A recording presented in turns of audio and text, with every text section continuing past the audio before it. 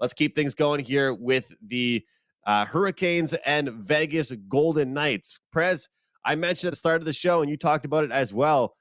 What are the Carolina Hurricanes doing waiting around? Because, I liked them over the past few years. They were my team I kind of picked to do well in the playoffs, and I love that they're built as a playoff team. They play really defensively, but they haven't made any moves at all, and you can't be just comfortable with that lineup. It's a decent lineup, but now you play a Vegas team here tonight. You're on the road. You're minus 140 favorites. How do you see this game tonight, Prez? Brother, before I get into that, I just want to make a comment. Mike Shepard wrote, I really can't stand Prez. The show would be so much better without him. Mike, I agree, man. I mean, flat out, I don't know what else to say. This show is incredible. Monday, Tuesday, Thursday, and Friday. Wednesday is clearly the weekday. And I'm sorry that you hate on me. There is something called the phases of Prez. The first time you meet me, I'm a complete narcissistic dickwad that you hate. Don't worry, man. Ask Andrew. By the time you get to phase 10, you know how kind and generous I am, what a warm-hearted guy I am, how loyal I am to my friends. So just stick with me, man. You'll make it through the phases. It's okay. It's all good. As for Carolina and Vegas tonight, my brother, I like the under in this hockey game. 6 is the total. Look, as far as Carolina goes, dude, I think this team went from a Stanley Cup contender to in the last 3 days. Carolina has gone under the total 4 in a row. Vegas has gone under the total 2 in a row. I think the only way Vegas wins games moving forward is if they keep the score low. This Vegas team is desperate for a win. They've lost 2 in a row. I think we're going to see a 3-2 hockey game. I don't know who's going to win. I would probably lean towards Vegas, but I like the under. All right, Prez looking towards the under here. Carolina in Vegas taking on the Golden Knights. We saw Carolina, they won 4 or 5 straight games, and I guess the term flat spot must have been real because the game they lost to break their winning streak, Carm, was against the Anaheim Ducks. So I guess the term letdown can be applicable sometimes here. But what do you think, Vegas and Carolina? Oh, you're muted. Yeah, he was swearing at me. I was. I think this is one of those games, honestly, that this is the type of team that gives Vegas fits. A team that knows how to play defense, a team that has a good goalie, and a team that can roll out 3 or 4 lines and give you trouble. I don't, Marco, I can talk to Marco about this, but we'll talk to Brian about this. But, Vegas is up right, they're at the top of the standings right now, 76 points.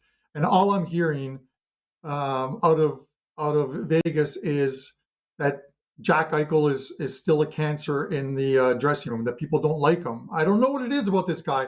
He went through that stretch where he wasn't scoring any goals, and then, he picked up a goal the other night, but I don't even think Vegas is number 1 in the West right now. I don't even think they're going to win the Pacific. I still believe the Pacific is going to be won by the Edmonton Oilers. Yeah, it's that toxic Edmonton Oiler and myself relationship, but I think at the end of the day, I looked at Vegas' schedule, and they got some toughies there. I think Edmonton's schedule is a little easier to close out. With that said, I think Carolina is the perfect team to go into Vegas and beat them. Almost similar to what the Dallas Stars did in the midst of losing those games. They found a way to go into Dallas with a good goaltending performance, and they stole that one from the Vegas Golden Knights. Colorado got a great performance from their goalie, and they beat Vegas 3-0. I'll lay the little bit of juice here with Carolina and take them to win tonight. They're favored for a reason.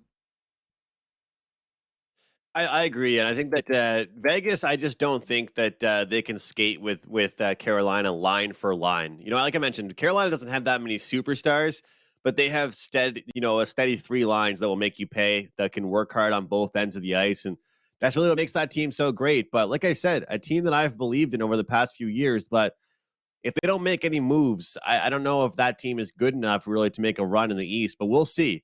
All I want to say, guys, it'll be hilarious if a Western Conference team wins the playoffs or wins the Stanley Cup now. After all this hype, it would be pretty funny. Hilarious. I'd I don't laugh. know, dude. The Eastern Conference team's going to beat the shit out of each other, brother. I mean, by the time one of these guys makes it there, they could be just haggard old men. Yeah. And Colorado is a really good team. Listen, it's one of those concerns. We don't know if Colorado's going to make any more moves. They're winning games right now. They may still make a move. I'm surprised. Excuse me again, because I don't want us to go over time here. I'm surprised that surprised and not surprised that we haven't seen any talks about Erik Karlsson for San Jose moving. And now I get it. Yeah. The guy played 27 minutes last night. If there was any talk of him getting traded, much like the Kane one, he probably gets held out of the lineup while they work on a trade so he doesn't get injured. The problem with the Erik Karlsson moving is who is going to eat up that salary? Like in 2019, 2020, he signs that $92 million contract with $53 million signing bonus. 40 of that has already been paid out, but his cap hit is $11.5 million every year with, I think, 3 years or 4 years left on it. Who is going to pick up that cap space if San Jose says we'll move him, but we're not retaining any of his salary? It makes it so much tougher. But you know who can do it? Possibly Colorado if they put Andrew, his name, Landeskog on. If they put him on that sort of the long term where none of his salary counts this year, and in the playoffs they pull the Tampa Bay Nikita Kucherov thing and bring Nikita Kucherov, and they're over the cap space, but it doesn't matter because the playoffs don't matter. And all of a sudden you have another tool for this Colorado Avalanche team, and if it's a cakewalk for them through the Western Conference, they'll play a beat up team likely in the Stanley Cup Finals and could repeat. That's my little old man yelling at the clouds moment. Hey, I think that either way, you're gonna be right. And I told you before, you're going to win your Norris Trophy pick. But I did say it to you, Carm, that nobody wants that contract. You know, I think that the GM pretty much hasn't really said much to Karlsson. That's what he said to the San Jose Sharks media, because everybody knows, you know, that they'd have to retain a lot of that contract for anybody to be even interested at all. And it's kind of rough. I mean, Karlsson came out and said, look, guys, we trade a player like Timo Meier. It sucks to see where I am in my career right now. He pretty much said it sucks for him to be playing on the team he's on. Like, he pretty much said that. I'm not happy to be where he is. But